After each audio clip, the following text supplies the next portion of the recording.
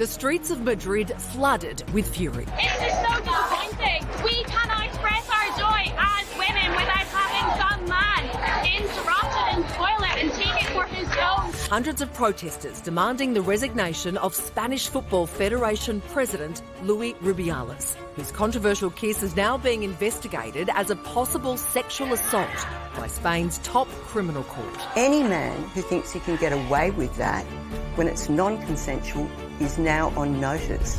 This small group of protesters and Rubiales' mum, who's started a hunger strike over the, quote, inhumane witch hunt, are virtually all that's left of his dwindling support base. Even the Spanish Football Federation, which initially backed its president, no voy a dimitir, and even threatened to launch legal action against Jenni Hermoso for saying the kiss was non-consensual. Well, it was some gaslighting, absolutely.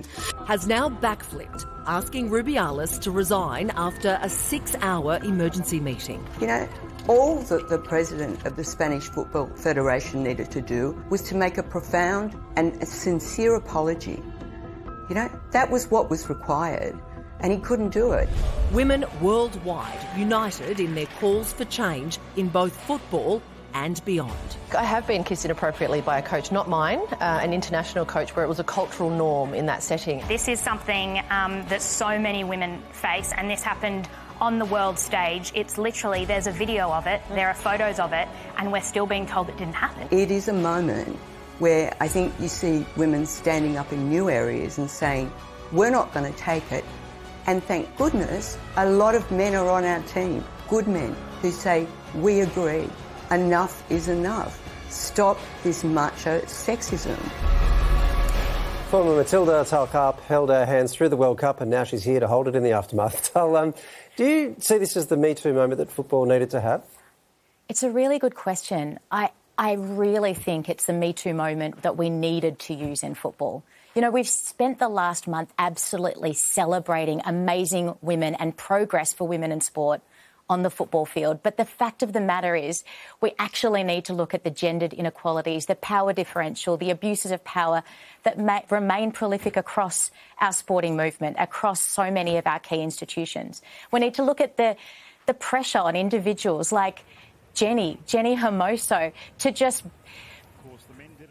go with the flow, to just buy into what the system is requiring of her. And sometimes what you need when there is such pressure at bay, you need a groundswell, you need others, you need social media to absolutely proliferate so that an athlete can have a voice, so that things can be challenged, bad behaviour can be called out and change can occur.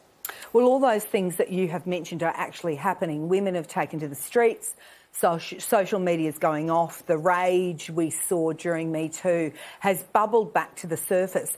But why do you think that this has struck such a nerve? I think it struck such a nerve because it was so visible.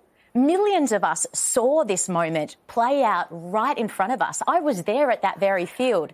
And yet, despite what we saw, the narrative from Rubiales, the narrative from the federation that followed, was so deeply at odds with what was so blatantly obvious in front of us. And it's challenging, isn't it, to hear a narrative that just questions what we all believe in. And it was just so easily bought into. So it was that visibility, it was the absurdness, it was the fact that the federation so quickly got behind Rubiales and the system behind that. But it was also, and it was said before in the media just earlier, so many of us can relate to it. It is not unusual, despite the visibility of it all, you know, that it is not unusual to have things like this occur in the world of sport. This comes after a year of tension between the Spanish women's team and their management and their coach. Are you glad the women here are finally being able to use their voices? You know, isn't that interesting? This has played out over a long period of time, and so many of them have been silenced. We had 15 of them stand up against that system, and how many of them actually played in the World Cup.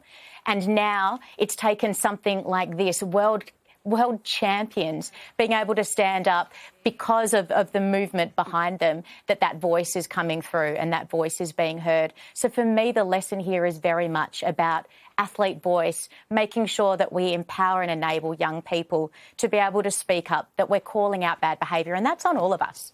Tal, thanks again for your time.